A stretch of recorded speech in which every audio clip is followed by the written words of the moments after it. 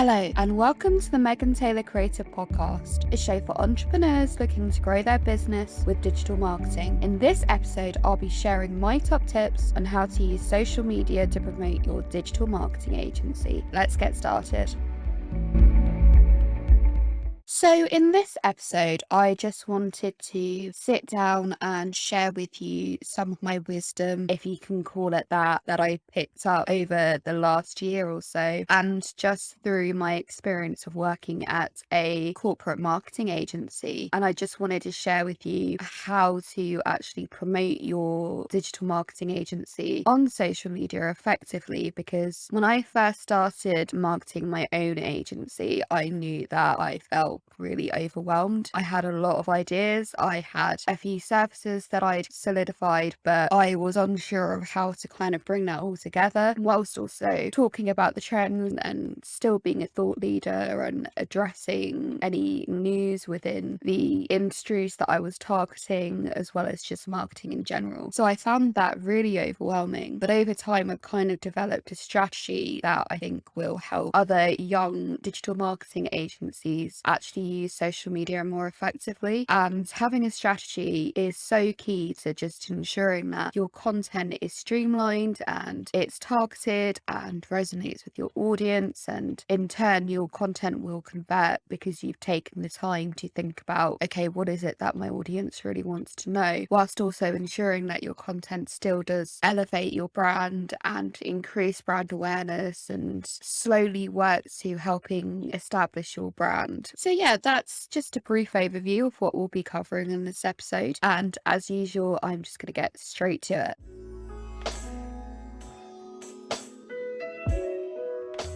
So before we get into my top tips, I just wanted to share with you why you should be using social media to promote your digital marketing agency in the first place. And I don't feel like I need to go too deep into this topic. Again, as a digital marketing agency, I'm sure you know just how effective using social media can be for business growth. But I just wanted to make sure that I touch upon this and reiterate why we're doing this, because although we know how important it is, social media is a long game and it can be very tiring and take up a lot of time in your day if you don't have a strategy to follow. So if you're a reputable digital marketing agency, then you'll know just how important being on social media is. With 4.62 billion people on social media and counting, you can see why so many businesses are using social media to promote themselves. But with so many people on social media and so many businesses competing, it can be difficult to cut through the noise. And also, I think as a digital marketing agency, I feel like there's a certain level of pressure not to only be good at social media, but to have higher follower counts than your average business. I think it's expected, and I understand that, because if people are using your digital marketing agency for social media, they want first-hand proof that you can grow an account. But obviously, there is also the argument that growing a digital marketing agency on social media is a lot different to, say, growing a B2C business, for example. You'll use very different tactics. And I think that just because you've managed to grow a digital marketing agency on social media doesn't necessarily mean that you can translate that to client work and vice versa. So I think it's always important to bear in mind the nuances, and because of that, not get too stressed out. Having a strong presence on social media just signals to prospects that you can essentially put your money where your mouth is and successfully market a business. But as we kind of touched upon previously, marketing a digital marketing agency on social media can be quite tricky. If you're a full service agency, things like choosing strict content pillars and just having a more consistent content calendar in terms of topics may not actually come so easily, as you'll want to give attention to all your services at some point. But marketing a host of services without confusing your audience is just not as easy as you may think it is. You also want to consider the human element of social media. And this is something that a lot of digital marketing agencies, especially B2B agencies, seem to forget about. And I think the truth is that people buy from people. And if you can't show your brand's personality and have a little bit of fun on social media, then it will be really hard to develop trust and foster strong relationships with your audience that ultimately helps to grow your business. Now that we've discussed why social media is so important for your digital marketing agency, let's actually get into the meat of this episode and start talking about how to successfully promote yourself on social media as a digital marketing agency. So, my first tip to successfully promoting your digital marketing agency on social media is to know what platforms you should be on. There's a saying in most digital agencies that client work comes first. And while obviously you do need to prioritize client work, that shouldn't be an excuse for neglecting your social media efforts. I actually think that if you can't find the time or resources to be on social media consistently whilst also managing client work, then I actually think that there's a problem within your business and you need to take a look at the infrastructure and how you're running things to see how you can actually make things more efficient, both in terms of your client work, but also in terms of just your own marketing efforts to ensure that you're consistently generating leads. Because at the end of the day, leads is what's going to grow your business, and that should be the main goal. But I do understand how a lot of agency owners can get overwhelmed with social media because they feel like they need to be on all social platforms, not only because the more social platforms they're on, the more they'll gain exposure, but also talked about earlier, it just shows that you're competent with social media to be on all platforms, and it just shows that you really are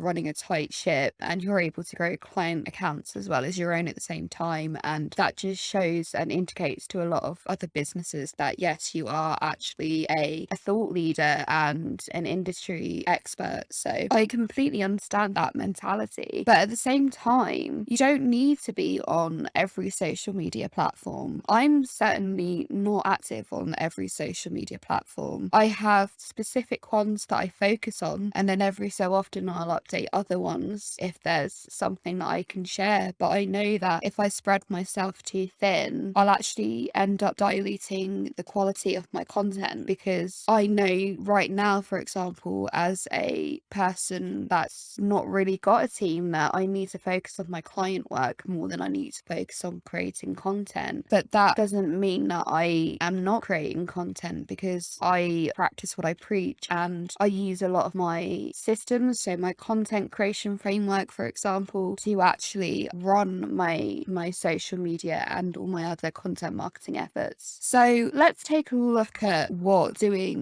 focusing on just one or two social media channels actually does for your business. So the first thing it does is essentially allow you to dedicate more time to actually learning the platform. And this means that if you're just focusing on one platform or two platforms, then you can spend more time learning the algorithms, you can spend more time learning about updates, and then actually you have more time to implement tactics within your social strategy to ensure that you're accounting for those updates and those new features that you need to use if you want to ensure your client that you understand social media and the ever-changing nature of social media. But also it's good in terms of leads, because it ensures that you're being really targeted in terms of your content and you're focusing on just one or two platforms where you can really build a tight-knit community of prospects that you've pinpointed. And you can do this obviously by using things like buyer personas. You can go and start engaging with these people in real life. So I know it may seem a bit counterproductive to just focus on one or two platforms, but at the end of the day, having a smaller pool of prospects is going to make it a lot easier to comb through the people that you know these people aren't going to be interested, and then actually pinpoint the people that are, and then focus on building a relationship with them and slowly pushing them down the sales funnel until they eventually become a client. To actually choose your social media platforms, you need to consider the following factors. Number one is audience. Think about whether you're targeting B2B or B2C audiences and what industries you're targeting as well. Most agencies like to target specific industries because it allows them to showcase their work more clearly, but not all agencies do this. And if you haven't niched down this way yet, media, I would consider that you do so, as it will make writing targeted messages on social media so much easier once you know the industry you are focusing on. You'll be able to research a lot of the industry trends and topics, and you'll be able to include certain words that eventually present you as an expert within your industry, which will attract high-paying clients. The second thing you need to consider is what skills you have. If you're more of a creative agency, you may want to focus on TikTok or YouTube to show your media production skills to your prospective clients. If, however, you're a content marketing agency with a particular focus on content writing, you may want to focus on Facebook, LinkedIn, or Twitter, which are traditionally more focused on text-based content. The third factor to consider is your resources. When I say resources, I mean how much time do you have? What equipment do you have? How many hands do you have? So if you have a team or if you don't have a team, what's your budget? Things like that you just need to consider, as it will help you understand just how much time you can dedicate to your social media efforts, but also what kind of content you can realistically make and what content you can make that's high quality with the resources you have. So for example, if you're a bigger agency that has access to a 4K camera and a studio where you can create content, then obviously you're going to want to take advantage of that and maybe create a podcast and film YouTube videos that you can put on your YouTube channel. That doesn't necessarily mean that you can't actually create a YouTube channel as a smaller agency. I certainly don't have access to a 4K camera, and there's lots of software out there that actually helps to improve and enhance the quality of your content. But that being said, if you are a smaller agency, making more text-based content that anyone with good writing skills can do well is a good idea. Just using platforms like LinkedIn or Twitter. I especially like LinkedIn for B2B agencies because you can create native articles that really show just how much value you can provide your prospects within just a single article. So you can essentially make such a big impact with text-based content. Obviously, social media is leaning more towards video-based content with the rise of TikTok and YouTube, which has consistently been a leader in social media for years. But at the end of the day, if it's not right for your social media to focus on, for your digital marketing agency to focus on video content, then don't do it. You need to do what's right for you, and only you can actually dictate that with the three factors that we've just discussed.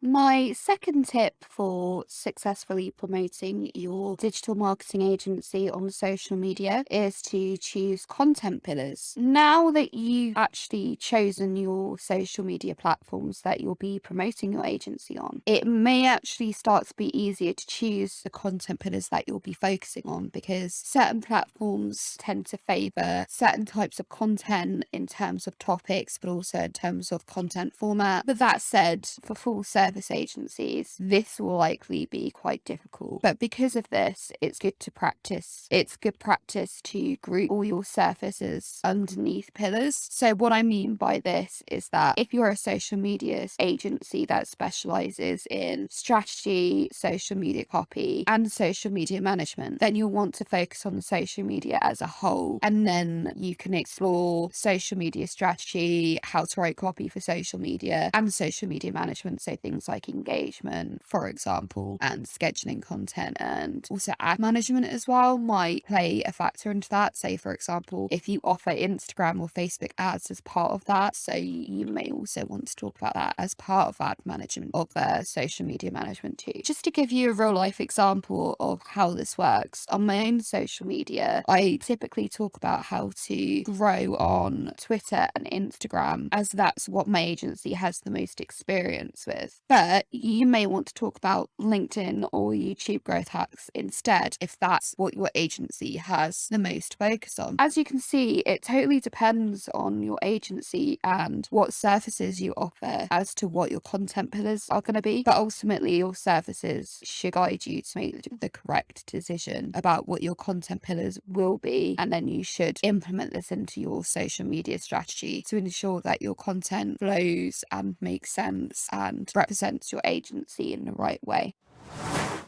My third tip for promoting your digital marketing agency on social media is to create a social media strategy. And I've talked a lot about content strategies overall in the past, but I've not really talked too much about social media strategies specifically. And I feel like that's because you can take, for example, my approach to creating content strategies and apply that to developing your social media strategy. That said, there are actually a few nuances that separate a content strategy from a social media strategy, which I thought I would share with you. So the first nuance or difference is that a social media strategy needs to have its own goals. So when you're setting goals for your content strategy, you're thinking about what you want out of your content marketing efforts overall. However, your goals for social media may be different from your other content creation efforts. And with social media changing so much because of emerging trends and new platforms that you may want to test, you'll want to review these goals more regularly than your content goals, just to ensure that your social media efforts, no matter how many times you change your tactics, are still aligned with your business goals. So for example, I like to change my goals every month or so, as I like to use social media as a testing ground for different tactics for my wider content strategy. That's because social media is more casual and you can be more organic with it, whereas other content platforms like for web content and with that SEO as well, you kind of need to plan those more in advance. You have to be more strategic with your social media, but because of the casual nature of social media, you can experiment more, and I like to bear that in mind whenever I'm setting my goals. It's also important to remember that with social media, you may have different campaigns running at once. Some campaigns may be lifetime, so they'll always be running in the background, while others may have a time limit. For instance, if you're running a launch campaign, I would also set goals based on each campaign that you are planning on running. That way you'll have a clearer understanding on the sort of content that you should create for each campaign to reach your goals, as certain types of content will help you achieve certain goals better than others. Your social media strategy also needs to have an engagement strategy. More so than ever, community building has a huge impact on how successful your social media efforts are. This is because your social media growth is largely to how engaged your audience is. Not only is an engaged audience important for increasing engagement with your current followers, but it's also important for gaining new followers, as the more people who like, share, and engage with your content overall, the more that the social media platforms that you're on will start to share your content to new audiences, as high engagement suggests to each platform that your content is valuable and it will keep audience on their platforms for longer. This is especially true for platforms like Instagram and YouTube, where ad revenue brings them the most money. Thus, the more they keep users on their platform, the more money they gain. And a big mistake that new businesses make when they first join social media is they just post content pretty mindlessly and they don't make an effort to engage with their audiences. But as you can see already, this is just such an intrinsic part to growth on social media. But you need to remember as well that if you are going to engage, you need to make sure that it's quality engagement. Don't just focus on engaging with other industry leaders, focus on actually engaging with your target audience, because whilst partnering with other businesses is good, it's not always going to be the thing that brings in leads and ultimately grows your business. The third thing that separates a social media strategy from a content strategy is that your socials need their own content to ensure that you're running your accounts effectively. While this doesn't mean that you can't repurpose video content or blog content on social media, you absolutely can do that. It just means that you just need to create a content calendar specifically for your socials to ensure that you have content in the pipeline and that the content matches up with the requirements of each platform.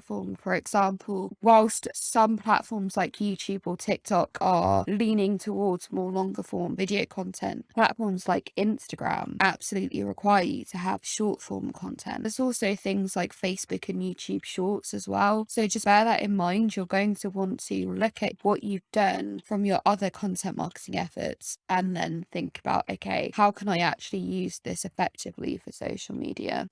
And lastly, industry trends are so important to consider when planning content for your social media channels. That's because things like trending hashtags, and on LinkedIn as well, there's lots of like trending conversations that you can partake in. You want to make sure that you're actively engaging with those types of content that other industry leaders are creating around those trends to make sure that your brand is going to be engaged, and that's again going to signal to prospects that you really care about your social media and you're actively using it. Because not actively using social media or just promoting like branded content all the time, that's just like the same old thing. I think that can actually turn a lot of people off, as it just shows that you're not really willing to step outside of your comfort zone. And for a lot of prospects, agility is really important. By being able to still execute your planned campaigns whilst also engaging with trends is a really good way to show your expertise and build trust and establish authority within your niche.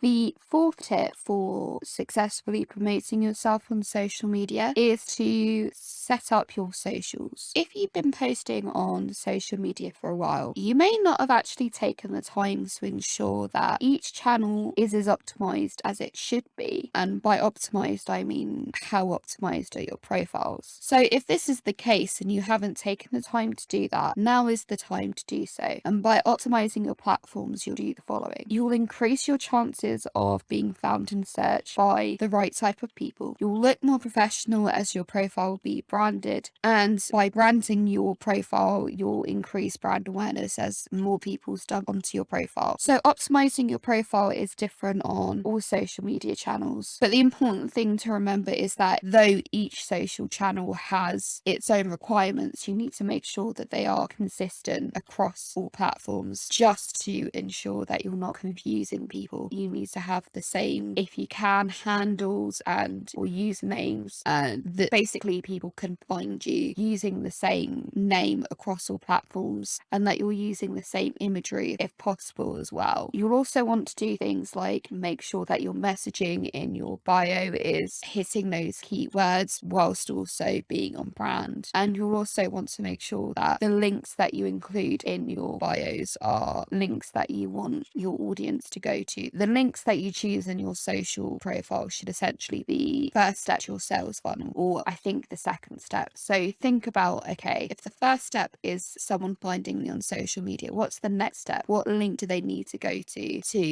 down the sales funnel even further? So yeah, that's just some very brief tips on how to optimize your profiles. And if you would like, I would follow me on social media, as I talk about this all the time, specifically for Instagram and Twitter. I talk a lot about how to optimize profiles effectively. So the fifth and final tip that I have for you to successfully promote your digital marketing agency on social media is to review your content regularly. And reviewing social media content is so easy to do. Most platforms have native analytics. Some platforms may not be as advanced as others, but at the same time, it's good practice to essentially review your content regularly. I wouldn't get so caught up into things like vanity metrics. I would look at a deeper level, so things like how many people are going to your profile from a particular post. Does that post have a particular element, or for example, was the caption particularly strong, or was the imagery strong? For example, if it was like a carousel graphic or something, what types of content are basically getting people to take the action that you want them to take more regularly? And then once you understand that, you want to change your social strategy again to ensure that you're actually making the most out of your content efforts, because you don't want to be creating content that essentially doesn't do anything and doesn't actually contribute towards your goals. And if you're not reviewing content, you could run the risk of creating content that just kind of sits there and clogs up your feed and just doesn't really do anything. So yeah, that's it. That's everything that I wanted to cover in today's episode. I really hope that if you're a young digital marketing agency just looking to get their first client or get their first few clients, that this really helped you to understand how to effectively promote yourself on social media to start generating quality leads and start generating buzz around your digital marketing agency, because it's really hard to do that this day and age with so many competing agencies. Despite the amount of noise, there are still ways that you can stand out from the crowd. So yeah, thank you so much for listening. If you liked this episode and you're listening on YouTube, please subscribe to our channel and like this video. If you're listening on Spotify, please follow us over there. And also it would mean a lot if you could share this episode on social media as well. And yeah, I will speak to you next week. Thank you for listening. Bye.